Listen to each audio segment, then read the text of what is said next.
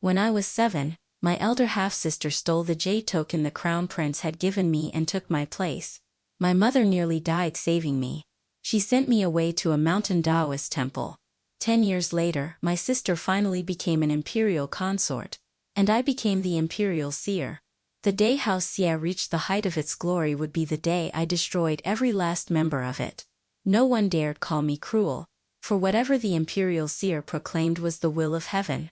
The Chancellor's household had no legitimate daughter. Yet how could the future imperial harem be without a daughter of House Sia?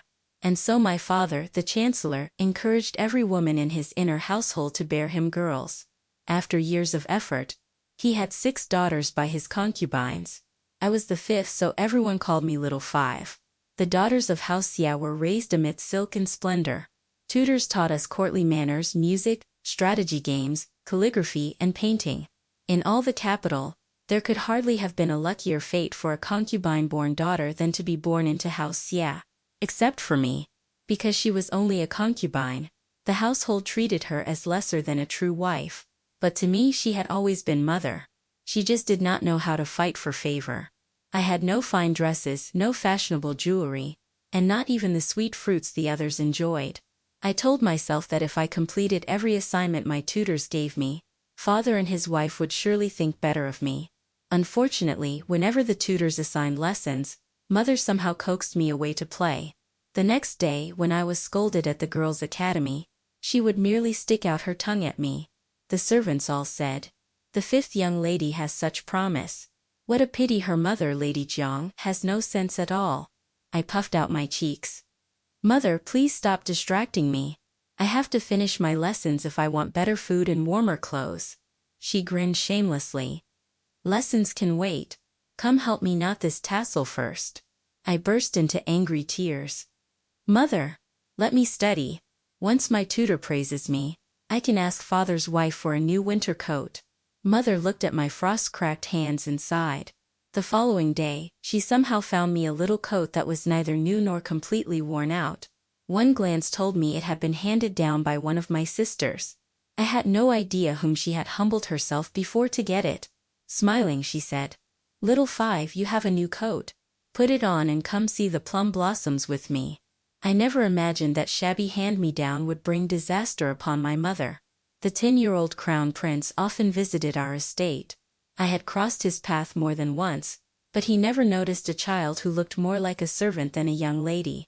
That day, however, I caught his eye. I was only 7 and sulking because mother had dragged me away from my lessons to see the plum blossoms. The prince approached with my father, father's wife, and Lady Zhao. The moment he saw mother and me, he stopped. Staring at me, he asked, "What is your name?" Before I could open my mouth, Lady Zhao hurried to answer. "This is our 3rd daughter. Her given name is Yuan."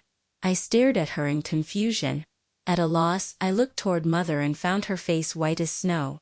Lady Zhao took my hand with false affection while fixing mother with a warning glare. "Yuan, come pay your respects to His Highness."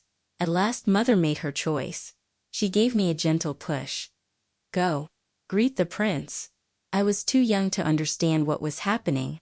Since all the adults told me to do it, I stepped forward and performed a flawless court bow.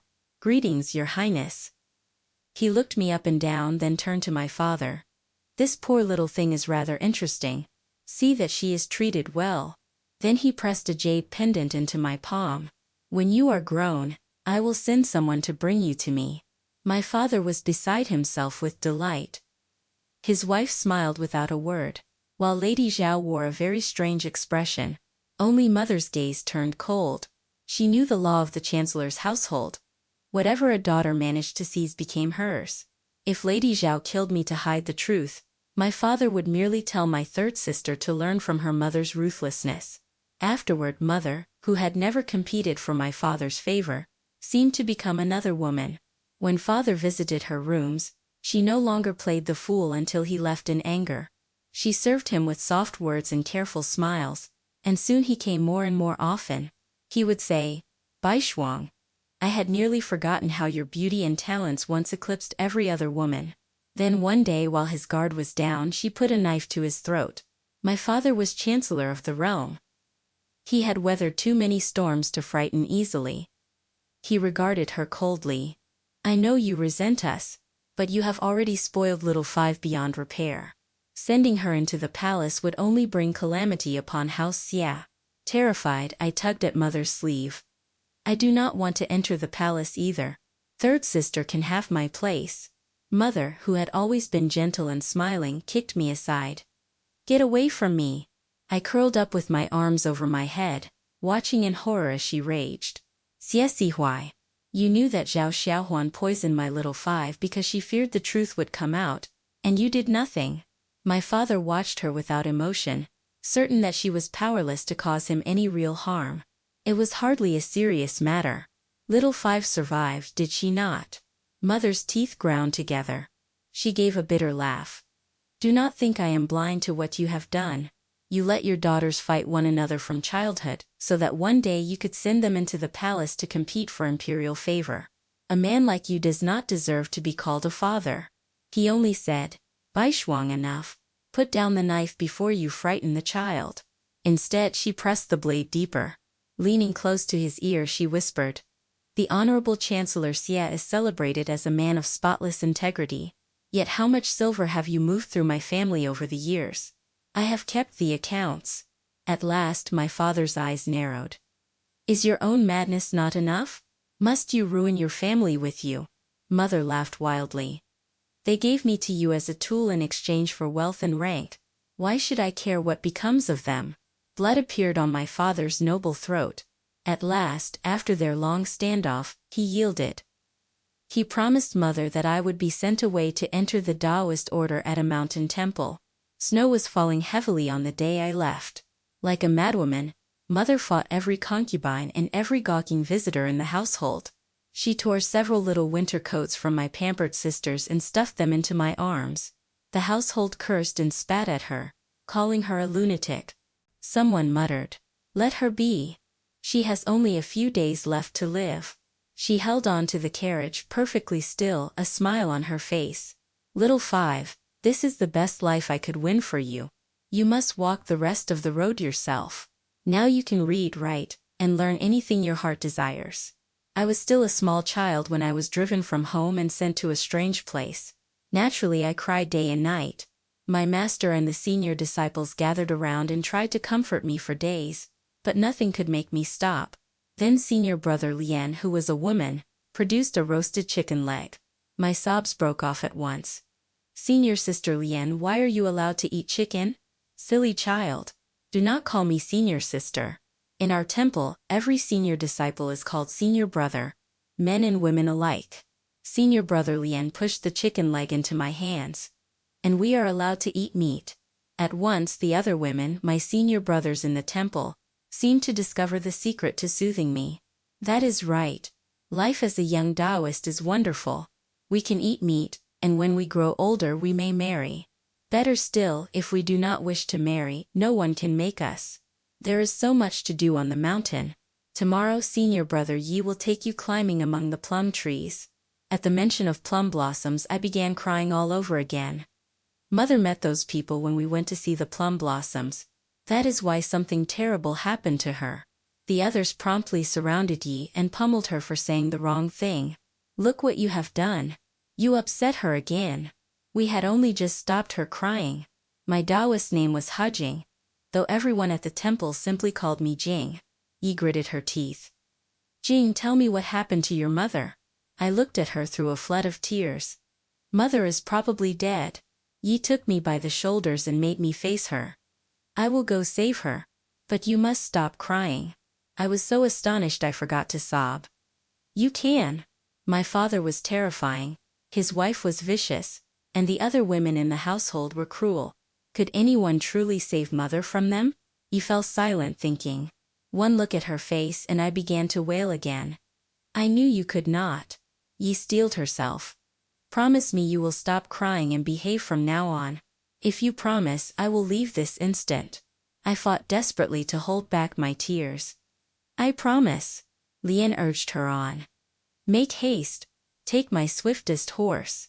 Driven by a chorus of impatient shouts and scolding, Yi hurried away. Only 3 days later, Lian took me down the mountain to see Mother. Before I caught sight of her, Yi came to me with guilt written across her face. Jing, I am sorry. I arrived too late. I nearly burst into tears, certain mother was dead. Lian rounded on Yi. Do you never think before you speak? Then she pointed from horseback toward a crowd in the distance. Jing, your mother is over there. I craned my neck. Those were members of the Jiang family. Mother stood among them, about to board a riverboat. I appealed to the Marchioness of Valor. She had your mother brought out and ordered her family to take her home and care for her. Only later did I learn that the Divine Clarity Daoist temple had once been revered throughout the realm, and that its disciples were all versed in divination. 1,000 pieces of gold could not buy a single prophecy from one of my senior brothers. They rarely descended the mountain and even more rarely read another person's fate. Yi had exchanged one prophecy for a favor from the Marchioness. The Jiang family had already sent another woman to replace mother in my father's household. My uncle had bloodied his forehead bowing before the chancellor just to preserve their connection. Mother had humiliated father, so he had handed her over to the other concubines, plainly intending for them to torment her slowly to death. By the time she was rescued, she was blind. She could no longer see me. Quietly, Yi said. Your mother asked me to tell you that once she is home, all will be well.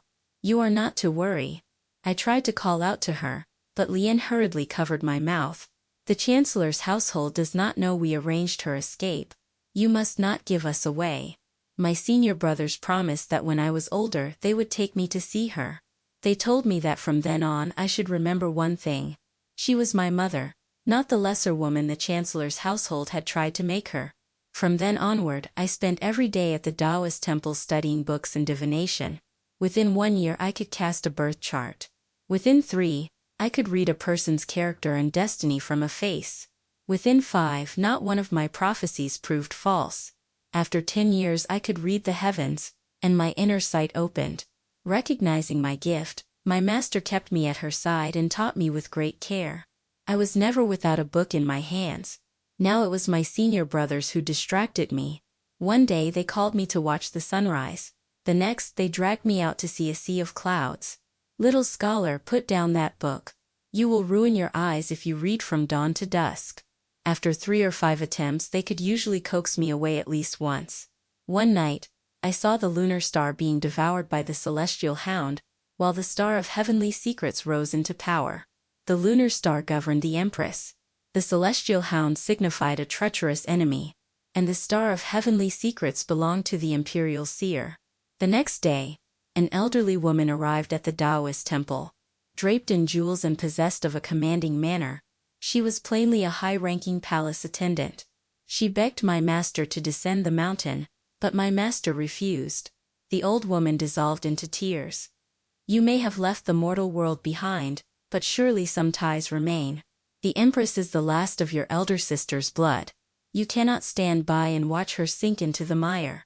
I had heard that before entering the Daoist order, my master had been the second daughter of the Marquis of Pingyuan. The noblewoman she spoke of could only be the Empress. Remembering the stars I had seen the night before, I pushed open the door and rushed inside. Let me go to the palace in your place. For the first time, my master's habitually stern expression cracked. Behind me, the crowd of senior brothers who had been eavesdropping with me looked terrified. Yet my master did not rebuke me. She merely asked, "Have you made up your mind?" I nodded furiously. "I have." Master Taijin turned to the elderly woman. "This is Hujing, the finest disciple under my guidance. Take good care of her." The woman hurriedly bowed to the floor. "I will." Then Master Taijin added, "Behave yourself away from home. You may have braised pork only once every 3 days.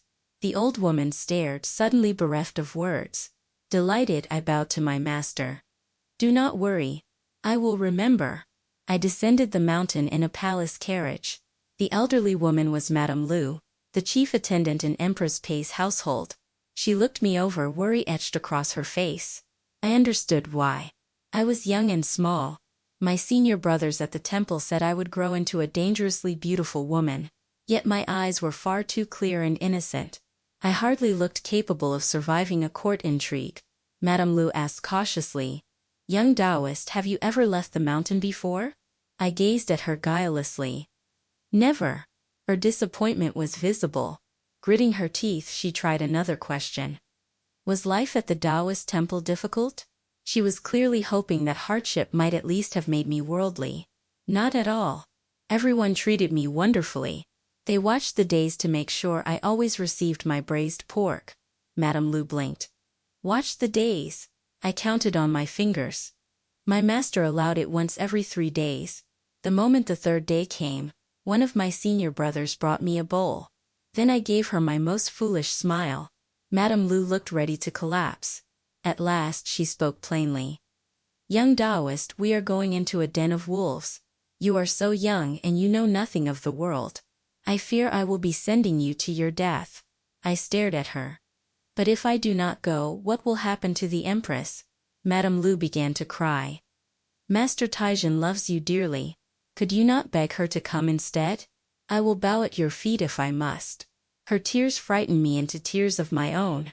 I caught her by the arms. Madame Lu, please do not cry. You must remain strong, or your son cannot be saved. She stared at me in shock. With wet eyes I pointed beneath hers. The place beneath your eyes that governs one's children is shadowed by danger and surrounded by a killing aura. Your household lands offer the only hope. If you fall now, everything is lost. Madame Lu sucked in a sharp breath. You can read faces? I lowered my eyes modestly. Reading faces takes decades of study and a true awakening. My master says no one should claim mastery before then. Her heart seemed to sink again. I added timidly. But my inner sight has opened, and my master says I am passable. Madame Lu had no answer to that. She told me she had nursed the Empress from infancy and followed her into the palace. Her own son lived outside the palace and commanded the Empress's covert guards. He had recently been captured, while the Empress was in no position to save him. No one knows what happened. Her Majesty suddenly fell ill, and every move she makes seems to be thwarted. I tilted my head. That explains it. From the mountain, I saw the celestial hound devouring the moon. Madame Lu straightened at once, all her vigor restored. Even after testing my ability, Madame Lu remained uneasy. She asked whether I remembered House Sia. I told her I had been very young when I went to the mountain and remembered little. She nodded and said perhaps that was for the best. 2 daughters of House Xie are dead. I hear they raised their girls like venomous creatures trapped in a jar, forcing them to destroy one another until only the fiercest remained. My 3rd sister had first entered the crown prince's household as a junior consort and enjoyed his favor for a time. When he ascended the throne, she became an imperial consort. Now she held the exalted rank of noble consort. Of the others, my 2nd sister Yu Yao had married the legitimate son of a general guarding the northwestern frontier. She began as his favored concubine but was later elevated to principal wife. My 4th sister, Yuzheng, had been given to the 60-year-old Prince of Qi as a favorite. Astonishingly, she rose to become his secondary wife within 2 years. Madame Lu said, "It is fortunate you went to the mountain as a child. Otherwise, you might have shared the fate of your eldest sister and your 6th sister." Then she tested me. "But you were 7 when you left. Do you truly remember nothing?" After all, I too was a daughter of House Sia. I met her gaze calmly. "I know nothing of the people you mentioned. I remember only my mother." "What sort of woman was she?" Madame Lu asked. I propped my chin on my hands. "My mother? I do not remember anything else. Only that she was very beautiful. The Empress was only 22 that year. She was the proud daughter of a military family. By an unfortunate twist of fate, her cousin was the very man who had married my 2nd sister. Her health had been failing since the beginning of the year, and the chambers reeked of medicine. I was led into the hall and waited obediently outside the curtains surrounding her bed. Madame Lu went in first and whispered to her. Neither woman knew that after my inner sight awakened, all my senses had become preternaturally sharp. I could hear and see everything beyond the curtain. Madame Lu said, "She may be a daughter of House Sia, but she has spent 10 years on the mountain without once coming down. Her gift is extraordinary, though she is rather simple." The Empress answered, "The daughters of House Sia are expert actresses. I will investigate her carefully. Your Majesty, you must control your temper." However much you despise the noble consort, you must learn to hide it. After all the lessons I have suffered, do you think I still do not understand?" The Empress coughed weakly. "Bring her in." I also noticed something unnatural about the maid kneeling beside the Empress's couch to tend the incense burner. Madame Lu had only just emerged when an attendant announced from outside, "Your Majesty, noble consort Xie has come to pay her respects." Madame Lu gave a cold laugh. "Tell her that Her Majesty is unwell and asks her to return to her own palace." "Yes, madam." The servant who went out was the same maid I had seen beside the Empress. She brushed past me on her way.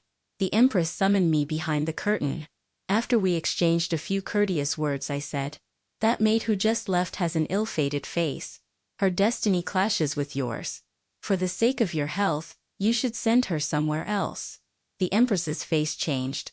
"Madame Lu, years ago, Xie Yuan had stolen my jade pendant.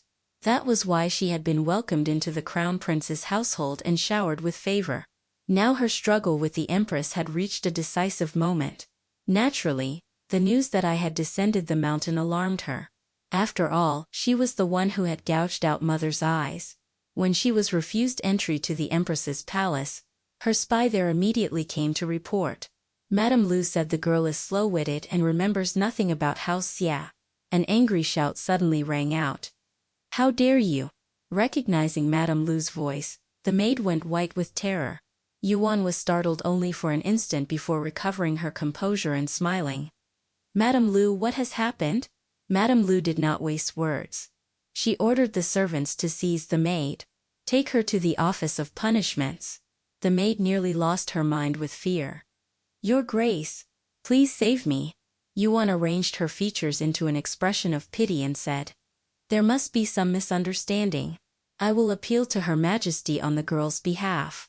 In truth, she suspected Madame Lu had overheard them and knew this maid served as her spy.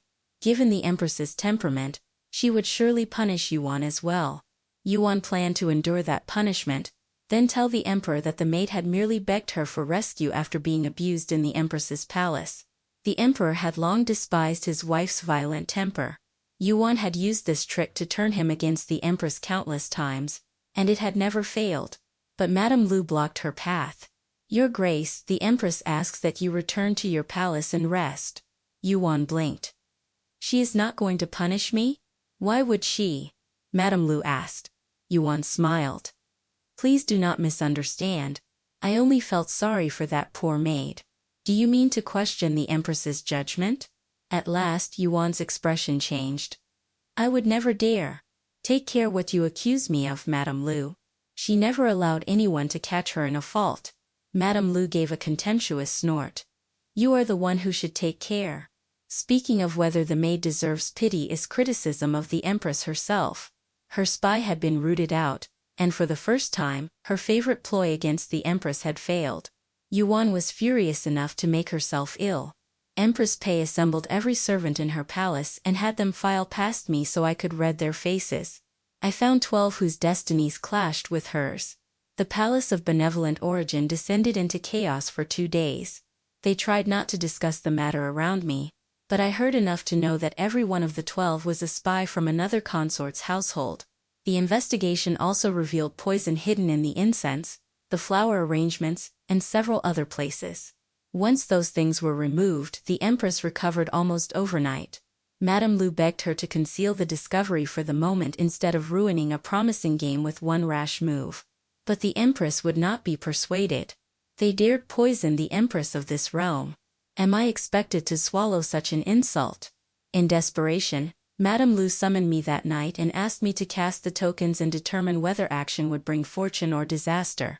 In the dim hall, I shook a tortoiseshell cup between my small, plump hands and cast the copper tokens. "Disaster," I said. Empress Pei frowned. "Why?" "This sign is called Wind Over Fire, the sacred vessel. The vessel promises honor and great fortune, but both the day and the month stand against it. The proper moment has not come." Madame Lu hurriedly asked, "What does the changing line say?" "The 4th line. The vessel's leg snaps, spilling a lord's porridge and staining its bearer. Misfortune follows." Madame Lu looked toward the Empress. The spies implicated no fewer than 6 imperial consorts. all of whom enjoyed the emperor's favor. Given the empress's temper, she intended to beat them all to death. Empress Pei steadied herself. When will the sign turn auspicious? I brushed my fingers over the copper tokens. On the 6th day. Her eyes darkened with resolve. I can wait. Madame Lu released a breath and looked at me gratefully. I ventured cautiously. Madame Lu, I have been away from the mountain for 3 days. The empress stared. You want to leave? No. You cannot go yet. My mouth turned down. Madame Lu understood at once. Is tomorrow your day for braised pork? With wounded dignity I corrected her. It is today. Then tomorrow. She saw my face and immediately reconsidered. Shall we have it brought now? My tears vanished into a smile. Yes. On the 6th day, the empress had every spy beaten bloody and sent back to the consort who had planted her. Yuan immediately saw an opportunity. At her command, consort Zhang went weeping to the emperor. She claimed she could not understand why the empress hated her and feared she would soon be killed. Remembering the empress's past cruelty, the emperor stormed toward the palace of benevolent origin. The empress hurried out to meet him. Your Majesty, I have urgent military intelligence from the northwestern frontier. The emperor stopped short. His attention immediately diverted to affairs of state. Empress Pei pointed behind a folding screen. Your Majesty, look. I timidly peered around its edge. The empress drew a breath. Jing, do not be afraid. This is the emperor. Come here and tell him what you told me. I had spent every day beside her. She knew by then that I possessed less courage than a chicken. The young, handsome emperor regarded me with a complicated expression. A daughter of House Xie? The one who became a Daoist? Yes, Empress Pei replied. She was the 5th daughter of that house. Now she is Master Taijin's disciple. Her Daoist name is Hajing, though everyone calls her Jing. The emperor fell silent. Whatever had occupied his thoughts, the anger surrounding him abruptly disappeared. Jing, the empress prompted. What did you tell me? Still hiding behind the screen, I whispered. I studied the stars last night. The warrior star was struck by a hostile sign. It governs the realm's great generals. A commander has died. The emperor's gaze sharpened. What did you say? At that moment, his chief attendant rushed inside. Your Majesty, a dispatch from the front. General Jiachong had fled before the enemy, causing more than half his army to be lost. His own deputy Zhao Ming had killed him. The emperor spun toward me. I was so frightened that I vanished behind the screen again. Madame Lu hurried to my rescue. Come, Jing. I will take you to eat braised pork. I stopped. Is it time? Madame Lu wanted to laugh, but with the emperor still blazing with fury, she did not dare. It is. Today is the proper day. I have kept count for you. With the frontier in crisis, the emperor had no attention to spare for squabbles within his harem. The imperial court erupted into argument. Some ministers demanded that Deputy General Zhao Ming be severely punished. Others insisted that he be permitted to redeem himself in battle. At her father's command, Yuan tried to influence the emperor in private. She argued that Zhao Ming had killed his superior and must be punished. Chancellor Xie had already made preparations among the ministers. The moment Zhao Ming's execution was announced, they would jointly recommend a new commander. In the past, Yuan's gentle voice and tender attentions had never failed to sway the emperor. He enjoyed them immensely. But that night was different. In the dim candlelight, the emperor stared at the beauty with hair as black as ink, his eyes unreadable. Yuan spoke softly. Your Majesty? The empress offered counsel on this matter as well. Of course. General Jiachong's son had married my second sister, but Jiachong was also a senior uncle from the empress's extended family. Trying to guess the empress's position, Yuan asked. Did Her Majesty share my view? The emperor laughed coldly. The empress said a commander who deserts before the enemy deserves death. Zhao Ming alone is holding the frontier. With the fighting so desperate, the fate of the realm must come first. Ordinarily, the moment she saw his anger, Yuan would have known to retreat. But every person has a weakness. Yuan's was that she did not dare defy her father. Forcing herself onward, she said. But he killed his commanding officer without permission. I fear he might raise his army in rebellion. Who gave you leave to meddle in affairs of state? Yuan dropped to her knees. Forgive me. I was wrong. I could never equal the Empress. She meant to remind him that the Empress had meddled as well. You certainly cannot equal her. Attend me. Noble consort Xie has forgotten her place. By my decree, she is stripped of her rank and reduced to a minor consort. After the emperor left, Yuan collapsed to the floor. Her personal maid Yanyu said anxiously. He has never treated you this way. Could he have recognized the fifth young lady? Yuan gathered herself. Impossible. They met only once when they were children. In truth, she feared facing her father, Chancellor Xie, for failing in her task even more than she feared losing the emperor's favor. By the next morning, news of Yuan's demotion had spread throughout the palace. Empress Pei barred the gates to her residence and celebrated by eating 2 extra bowls of rice. Madame Lu reminded her. Your Majesty, do not become too pleased with yourself. There is still something you must do. Empress Pei glanced at me. I was lying on my stomach nearby, playing with a little mill I had made from dates and twigs. Jing. I turned around blankly. Yes. She came over and fitted the pieces of my little toy mill together in a few quick motions. Would you come with me to the imperial study? The ministers had argued throughout the morning audience. After it ended, they simply moved to the imperial study and continued. The emperor sat in brooding silence. His attendant entered. Your Majesty, the empress has arrived with Jing. Admit them. The assembled ministers were surprised. At a time like this, the empress would ordinarily have been denied entry. I followed her into the room. Then a young man standing to the emperor's right turned his head. In that instant I saw an enormous white tiger rise behind him and spring straight at me. I screamed and fell to the floor. Empress Pei rushed to help me. Jing! Startled, the emperor demanded. What did you see? He had noticed that Pei Ling, the heir to the Marquis of Pingyuan, had looked at me just before I fell. And he knew I could read faces. The empress half lifted, half carried me upright. When she found my legs too weak to stand, she gathered me into her arms. Do not be afraid, Jing. Speak freely. I am here. The emperor looked at her in surprise. Pei Ling was her own younger brother. Did she not fear I might claim he bore the signs of a usurper? I pointed at him, stammering too badly to force out the words. What about him? The empress asked encouragingly. Last night, the white tiger descended as a general's star, and shattered the killing formation in the northwest. He is the man marked by the white tiger. The empress immediately turned to the throne. Your Majesty, Ling abandoned the martial path for scholarship when he was 15. The emperor asked me. Do you mean that if I send him to war he can resolve the crisis in the northwest? Before I could answer, Chancellor Xie stepped forward. Your Majesty, Censor Pei has spent this entire audience defending a traitorous officer. Now he and the Empress conspire in this performance. Their intentions are sinister. I beg your Majesty to see through their scheme. Empress Pei flew into a rage. Chancellor Xie, you go too far. The Chancellor turned his hawk-like gaze on me. Your Majesty, this charlatan has bewitched the Empress. She must be executed. The Empress drew a sharp breath.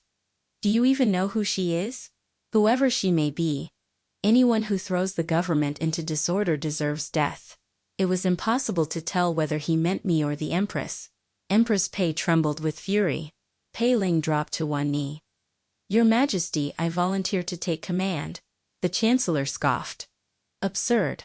You are barely 20 and have devoted yourself to civil service for years. The Empress answered his challenge head-on. I stake my crown upon him.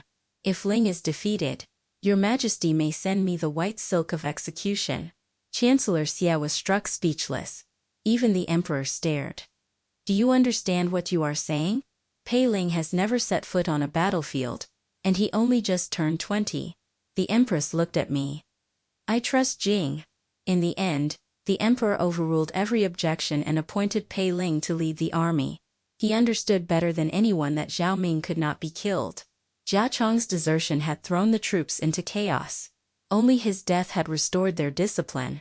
Zhao Ming had already sent a confession requesting punishment, and the entire frontier waited for the emperor's decree.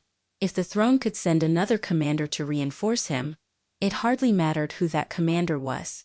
The emperor had never expected his wife to risk everything so decisively. For the first time in a long while, the way he looked at her began to change. On the day Pei Ling departed for war, the emperor held a palace feast to honor him and his soldiers. The empress asked whether I wished to attend and tried to tempt me with a promise that the feast would serve dompa pork, which was even more delicious than ordinary braised pork. I am not going, I said. And nothing is better than braised pork.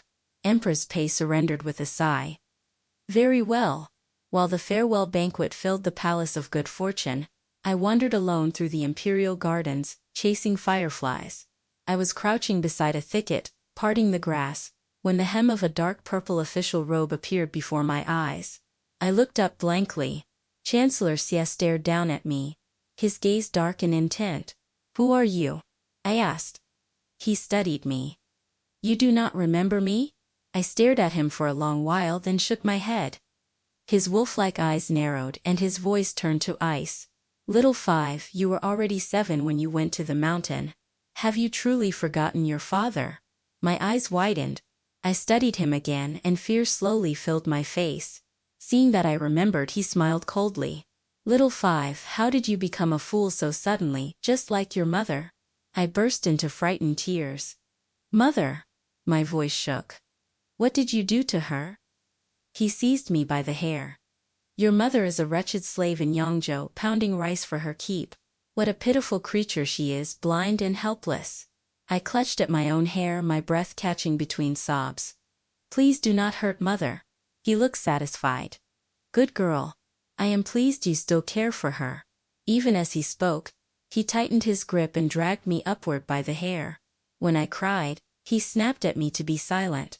If you want to save your mother, you will obey your father. Fighting my sobs, I nodded desperately.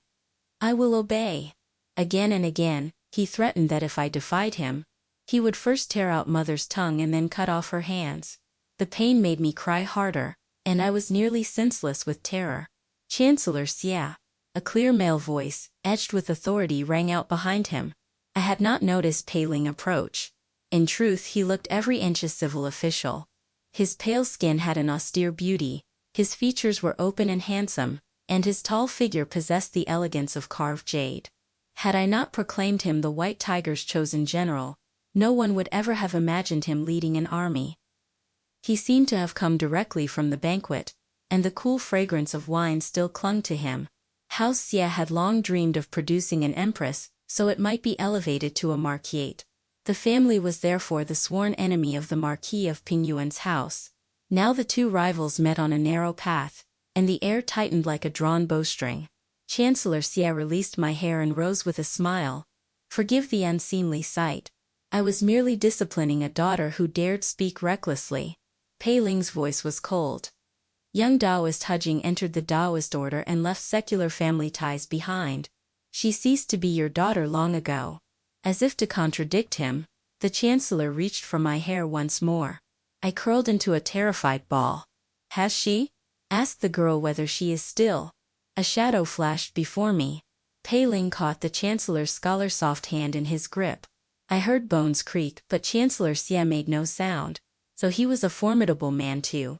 Through clenched teeth he said, General Pei, may victory greet your banners, and may you return in triumph. Pei Ling released him and allowed him to leave. I remained on the ground, weeping. Pei Ling watched the chancellor disappear, then nudged me with his foot. Get up. You can stop pretending. Someone had accused me of pretending? Indignant, I made an even more pitiful whimper. Pei Ling simply hauled me to my feet. Stand straight. I looked at him with 2 great tears trembling in my eyes. He examined me from head to toe. At last, confusion flickered in his narrow eyes. 3 years ago, he prompted. On the eastern avenue of the Imperial City. I retreated until my back struck an ornamental boulder, then shrank against it. You do not remember? I shook my head furiously. Think harder. You were wearing a sky blue padded jacket and were with the Princess of Qi. My eyes filled with tears. I was not. He tilted up my face and pointed to the tiny crimson mole beneath my chin. There. I remember that mark. I nearly lost my mind. I have never left the mountain. Never. Of course you have. I met you another time as well. You begged 20 copper coins from me, added them to your own money, and bought 30 meat buns from the Lucky Bun shop. I did not. Then I saw you crouching in an alley, secretly eating 10 of them. When a woman came looking for you, you claimed you had bought only 20. I did not. That is not what you said then. You told me you belonged to the Prince of Qi's household. Just as I contemplated climbing the artificial hill to escape him, an angry voice rang out. Pei Ling, what are you doing? Empress Pei stood nearby with Madame Lu, bristling with rage. Pei Ling barely managed. She is a little swindler. I flung myself into the Empress's arms, sobbing. Furious, she berated him for a full quarter of an hour. Only when Madame Lu reminded her that Pei Ling still had to attend his own farewell banquet did she finally relent. As he left, he looked genuinely bewildered. Are you a little swindler or a little fool? The Empress kicked him. Once he was gone, she looked down at me in her arms. Jing, can he truly do it?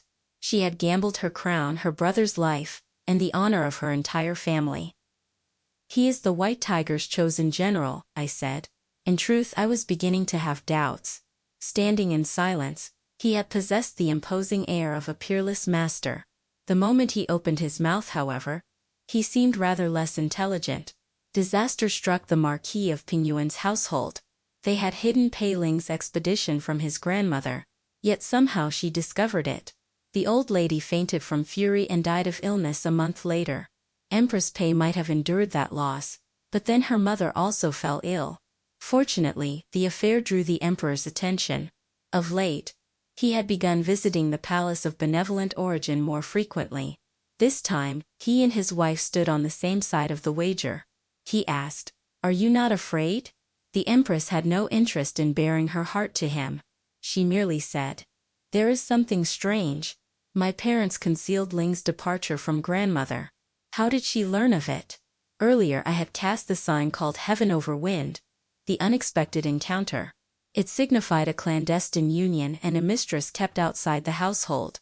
That seemed impossible. The Marquis and Marchioness were devoted to each other, and he had never taken a concubine. The Empress also began to suspect that I might not be entirely reliable, though she graciously kept the thought to herself. Now both Emperor and Empress turned together and stared at me as I played with my little toy mill. I froze. Attendant and hurried in. "Your Majesties, we have found the answer." The Empress looked blank. She had not known the Emperor was investigating. It turned out that the Marquis's younger brother, who had already established a separate household, had secretly told the old lady. The Emperor frowned. Why would he do that? His mistress urged him to. Again, Emperor and Empress swung toward me in identical astonishment. The tiny twig handle slipped from my fingers with a faint snap. I hunched my shoulders beneath their stares. Then attendant and continued. There is more. That mistress was a gift from Chancellor Xie. Empress Pei understood the entire scheme at once. The teacup in her hand shattered. Your Majesty, my grandmother cannot be allowed to die for nothing. The Emperor soothed her. Do not fear. I am here. He turned to attendant and investigate everything. Leave no stone unturned. When the Emperor ordered a thorough investigation, he meant it. As reports reached him, he no longer concealed them from the Empress. Is there a single noble or minister at court who has not received a woman from Chancellor Xie? And that is not even counting the 3 daughters he placed openly, each in the perfect position. The second daughter had been given to a military household, the fourth to an elder of the imperial clan. The third had entered the palace itself. Each willingly began as a concubine, and then displaced the woman above her. Beyond them, the Chancellor had quietly gathered untold numbers of beauties from Yangzhou and elsewhere, and planted them in ministerial households throughout the capital. If Empress Pei had known how to hold her tongue, she might never have fallen out of favor. Instead, she said to the Emperor, "Look at our own household. We have one too." She meant minor consort Xie. The Emperor said nothing. But Empress Pei had never understood the wisdom of stopping while she was ahead. If he dares manipulate the imperial family, imagine what he does to ordinary ministers. The Emperor turned and left. Madame Lu's heart leaped into her throat. Your Majesty, why did you drive him away again? Things had only just begun to improve. The Empress sighed. Yes. Why could I not restrain myself? Madame Lu had barely begun to rejoice at her newfound wisdom when the Empress added, I should have waited until I was carrying an heir before driving him away. Your Majesty. Empress Pei merely smiled. Ice 3 feet thick did not form in a single day. Madame Lu would never understand. She beckoned to me. Come here, Jing. I ran over. Yes, Your Majesty? She smiled. Tell me, will I conceive an imperial heir this year? I cast the tokens for her. No. Madame Lu grew anxious again. Look more carefully. I hesitated. Truly, she will not. Children will come 7 years from now, I think. Madame Lu stared. 7 years? The Empress sighed. I must endure him for 7 more years? After 7 years she could finally ignore the Emperor altogether. But the sign contains one blessing, I said. After 7 years Your Majesty will have many children and great happiness. Let me count. I counted on my fingers. 5 princes. The Empress was aghast. I have to give birth to 5? And 1 princess. Madame Lu wept for joy. The Empress's face became hard as a board. No sooner had I predicted that the Empress would bear 5 sons and a daughter than the Emperor restored Yuan's rank and began spending every night in her palace. A month later, Chancellor Xie finally received the noble title he had craved for so long. House Xie basked in unrivaled favor. When Empress Pei discovered that Yuan had been burning aphrodisiac incense to secure the Emperor's attention, she exploded. Some son of heaven! To be ensnared by such a cheap trick! Her contempt nearly blew the roof from the palace. Madame Lu covered her mouth with the ease of long practice. 3 months later, news of victory finally arrived from the frontier. At last Empress Pei could breathe again. Madame Lu also sighed with relief. Fortune will finally turn in this palace. For 4 full months, the Emperor had not once crossed the threshold of the palace of benevolent origin. People in the palace followed power shamelessly. By then, Yuan was treated almost like a second empress. An attendant hurried in. Your Majesty, an imperial decree has arrived. Madame Lu wept with delight. The tide has turned. Attendant entered carrying the decree and asked with a broad smile, where is our young Daoist seer? Pei Ling had won a brilliant victory in his first campaign. Yet no one in the Marquis of Pingyuan's household received a reward. The Emperor did not even come to the Empress's palace in person. Instead, the decree appointed me Imperial Seer and granted me an official residence of my own. Once the White Tiger went to war, my name had become famous across the realm. Every official in the Imperial Observatory had recommended me for the post. I did not want to leave. I even cried. Empress Pei's heart ached for me. Jing is timid. Why must she live outside the palace? No.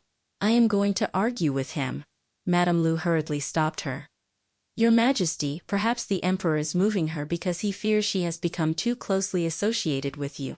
Through my tears I said, Your Majesty, may I take Imperial Cook Zhou with me? He makes wonderful braised pork. Madame Lu stared at me. The Empress sighed. Take him. Take whatever you like. What else do you want? I looked toward my little toy mill. Pack that for her as well. Oh, have the new winter jackets and cloak I ordered for her been finished? In the end they packed an enormous mountain of belongings. Madame Lu said helplessly, Your Majesty, the Imperial Seer will still be here in the capital.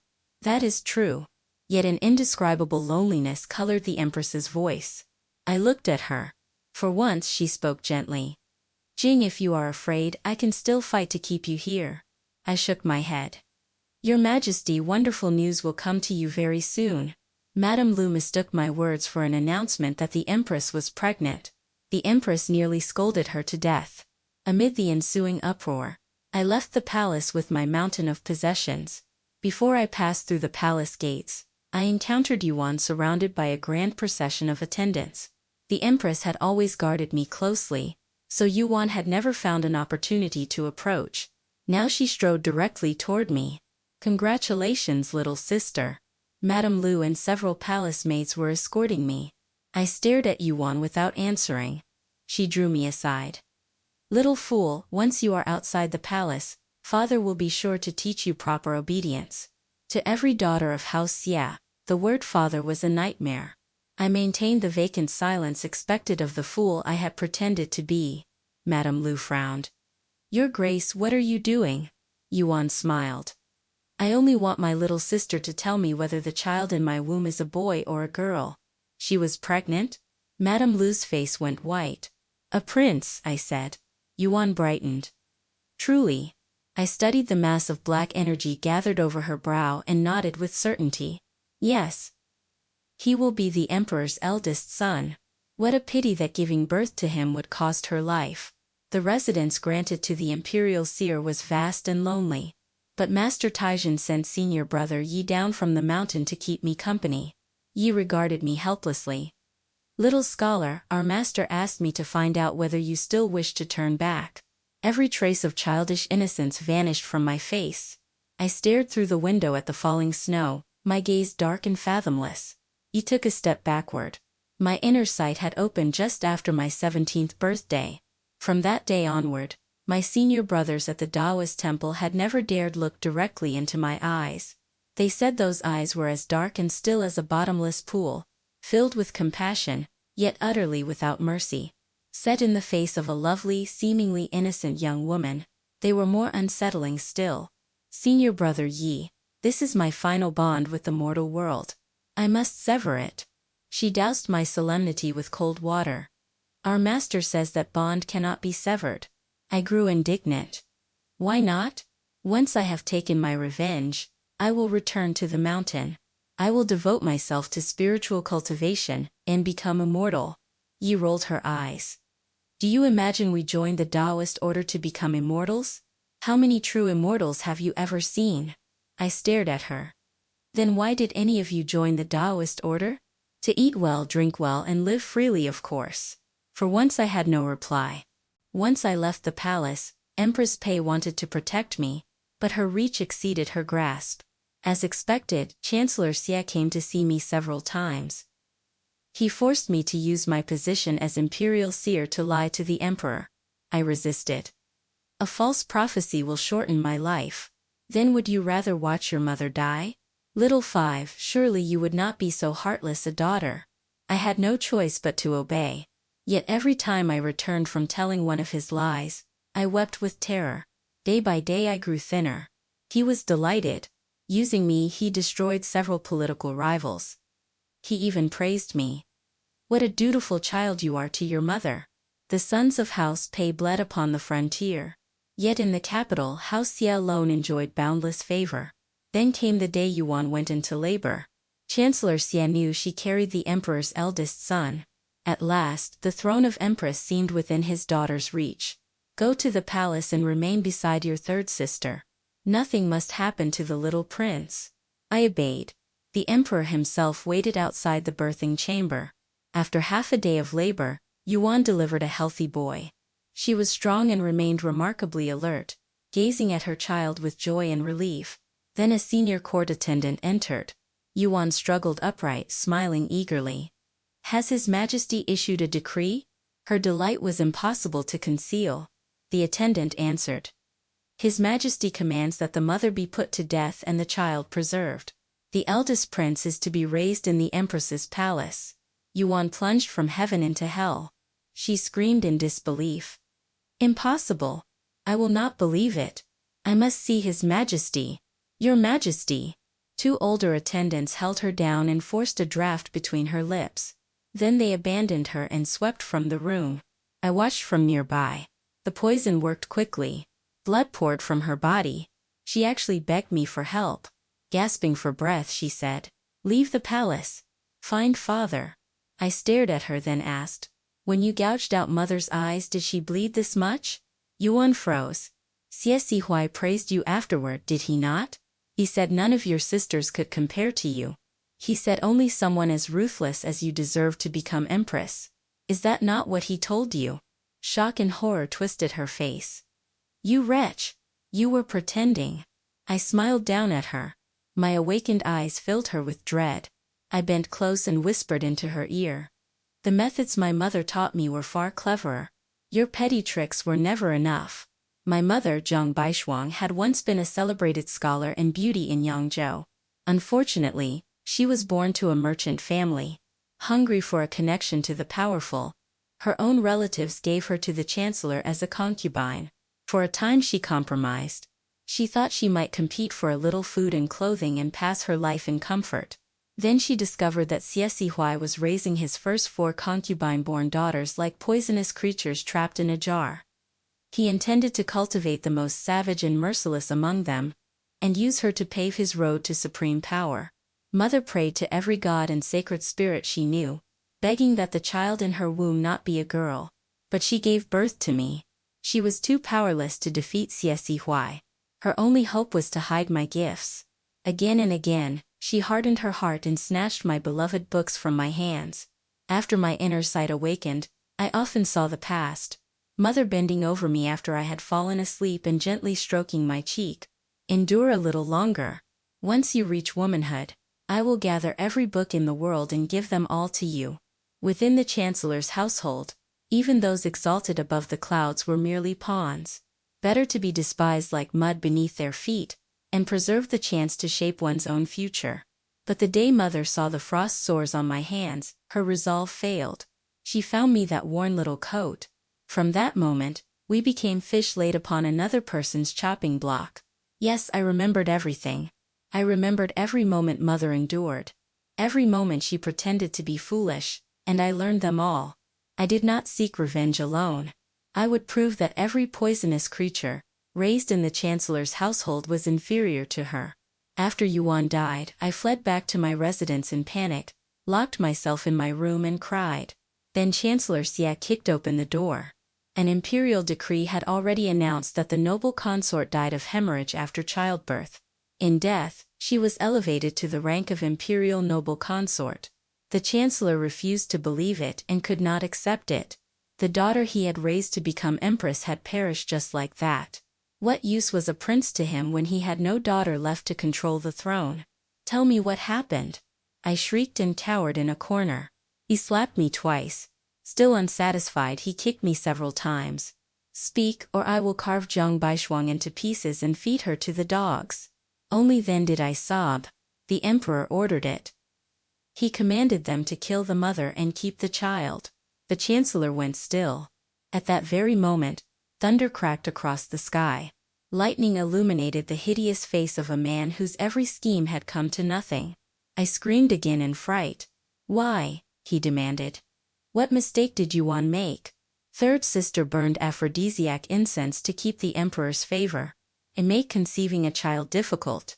She also drugged the women throughout the harem, including the empress, to make them barren. The emperor found out. Xie Huai had called Yuan his future empress. But ruthlessness alone was not enough to make an empress. He had given her the incense himself, explained its dangers, and warned her to use it sparingly. Yet Yuan feared the chancellor too much. He also held her mother, Zhao Xiaohuan, in his grasp. Terrified that losing the emperor's favor would bring her punishment, she burned the incense constantly. The chancellor felt a chill pierce his heart. Still he regained control. With a dark expression, he strode away through the thunder and lightning. Only then did he enter and help me up. You ridiculous creature. My eyes brimmed with tears. It hurts, senior brother Yi. She scolded me. Do you imagine you can deceive me as easily as you did when you were a child? My childhood. Back then I was either scheming against all of you or practicing for the future. I have always looked clever. Pretending to be a fool was terribly difficult. Yi cursed me several more times, but her heart softened in the end, and she went to fetch medicinal wine for my bruises. The fright left me gravely ill. I stopped entering the palace and no longer went to the Imperial Observatory. From that time onward, the Imperial Seer was known for her frail health. My recovery stretched with frequent relapses across 3 years. Yi moved tirelessly through the capital on my behalf, gathering news. One day, she told me, General Pei has returned in triumph. The emperor immediately raised the Marquis of Pingyuan's household to even greater honor. Then, under a convenient pretext, he stripped House Xie of the noble title it had barely had time to enjoy. The winds of the capital changed once more. Ever since learning of Yuan's foolish crimes, Chancellor Xie had lived in constant unease. The emperor struggled to hide his disgust, but now and then it escaped him. For 3 years, each imperial warning had left the chancellor more terrified than the last. Then one day, he brought a man to see me. Look at him. Does he bear the destiny of an emperor? I was still lying weakly in bed. I burst into frightened tears. No, father, you must not. Little 5, did you know I have already sent men to bring your mother to the capital? I went rigid. Do not anger your father. Tell us everything. Once you have finished, you and your mother can enjoy a happy reunion. Trembling, I said. He bears the signs of a wise sovereign. Chancellor Xie turned and bowed to the man. Your Highness, you may set your fears aside. The man before me was the old prince of Qi's heir, a son born to my 4th sister, though not to the principal wife. He still had doubts. How can you know whether she is telling the truth? The chancellor answered with complete confidence. She would never dare lie. A false prophecy shortens her life. The prince immediately became just as confident. I stared at them.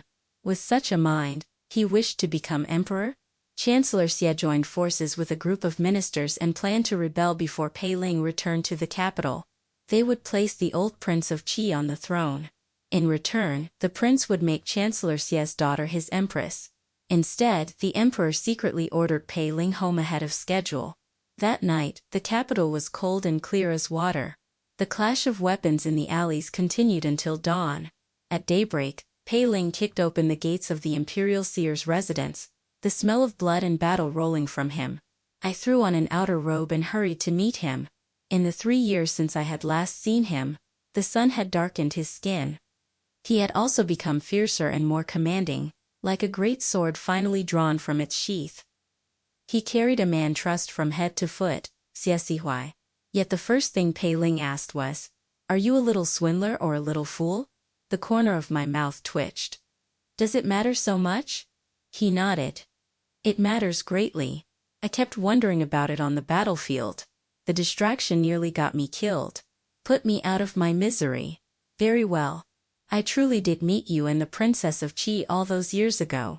My 4th sister had only recently entered the Prince of Qi's household then, and her struggle with his wife was at its fiercest. The princess was elderly and could not withstand the attacks. Knowing that little life remained to her, she climbed the mountain to seek Master Taizhen's aid for the sake of her children. Master Taizhen told her that the Prince of Qi's household was beyond saving. I escorted her down the mountain. In truth, I promised to help preserve her only daughter. In exchange, she arranged for people to protect Mother in Yangzhou. Yes, Xie had threatened me with Mother's life for years, never realizing that I knew everything about her circumstances. Mother had never been a rice-pounding slave. She was living a peaceful, leisurely life in Yangzhou. I had not expected to cross paths with Pei Ling that day, and certainly had not expected him to remember me. I explained everything with perfect clarity and not a trace of foolishness. Xie understood at last. He thrashed in fury, muffled cries forcing their way around the rag stuffed into his mouth. Pei Ling held him down easily with one hand. "Ah, so you are a little swindler." I hesitated, then admitted, "Yes. But you truly did steal and eat 10 meat buns." I closed my mouth. He said, "Very well. Is there anything you wish to say to him? Once I drag him into the palace, I doubt you will meet again." I thought about it. There was indeed one thing. "Xie, I should tell you something." Pei Ling leaned closer to listen as well. "I lied when I said false prophecies shorten my life." Xie had used his daughters throughout his life. He must never have imagined that the most useless one would destroy him. In a burst of fury, he bit his own tongue. Blood soaked the rag between his teeth. House Sia was wiped out root and branch. Only then did Empress Pei learn that the entire affair had been a performance arranged between the emperor and me. He was the son of heaven after all. He had seen through my disguise. I entered the palace to explain myself to the empress. Xie's influence had spread too deeply through the court. Uprooting him would have been almost impossible, unless he committed a crime great enough to destroy every ally around him. I divined that he had long harbored thoughts of rebellion, so we simply gave his ambition a push and let him walk into his own ruin. Empress Pei glared at me. You deceived me bitterly. Even that nonsense about braised pork every 3 days. I hurriedly protested. That part is true. My master truly said so. She heaved a dramatic sigh. No. I intend to remain angry with you for at least 10 days, perhaps half a month. Then I will return to pay my respects in 10 days or half a month. Her annoyance gave way to concern. Your father's entire clan has been destroyed. Are you all right? I was puzzled too. I thought I would be driven back to the mountain, but no one has condemned me. Everyone said that whatever the Imperial Seer proclaimed was the will of heaven. Good. Cast fewer prophecies from now on. I will issue an order forbidding people to trouble you. I hear too many readings will diminish your blessings. As she spoke, the eldest prince, her son by imperial decree if not by birth, began to cry. Empress Pei was instantly exasperated. Has the nursemaid died? Go see to him. Then she scolded me. That little menace is the wonderful news you predicted. Before leaving the palace, I had said that wonderful news would soon come to her. She waited eagerly, only to find herself saddled with an infant son. I raised 3 fingers. The Empress frowned at me. Smiling sweetly, I said, in 3 years, Your Majesty may have as many children as you please. Yuan's supply of the drug was gone. The Empress was healthy and would have no difficulty conceiving. As for why she must wait 3 years, the answer was probably that she disliked the Emperor more with every passing day. The Empress became even angrier. Not one of your predictions is reliable. I refuse to believe you. Your Majesty, the Emperor is actually a good man. He had asked whether the jade pendant all those years ago had truly been given to me. I told him it had. Understanding dawned on his face, yet he never mentioned it again. Instead, he said he would no longer seek prophecies lightly. He asked me to tell the Empress so that she could hold him to his word. His Majesty said that excessive dependence on divination would weaken his judgment and character. Your Majesty, for so young a ruler to possess such wisdom. Empress Pei chased me from the palace before I could finish. Never mind. No one could defy heaven's decree. If the sign said 3 years, the wait would not be 1 day shorter. Your Majesty, the rest was up to you. Mother refused to come to the capital. She said she preferred Yangzhou. I became frantic, and Pei Ling accompanied me south to find her. How absurd. My inner sight revealed all the secrets beneath heaven. Yet I could not understand why Mother had abandoned me again. Pei Ling saw through her reasoning at once. You are the Imperial Seer.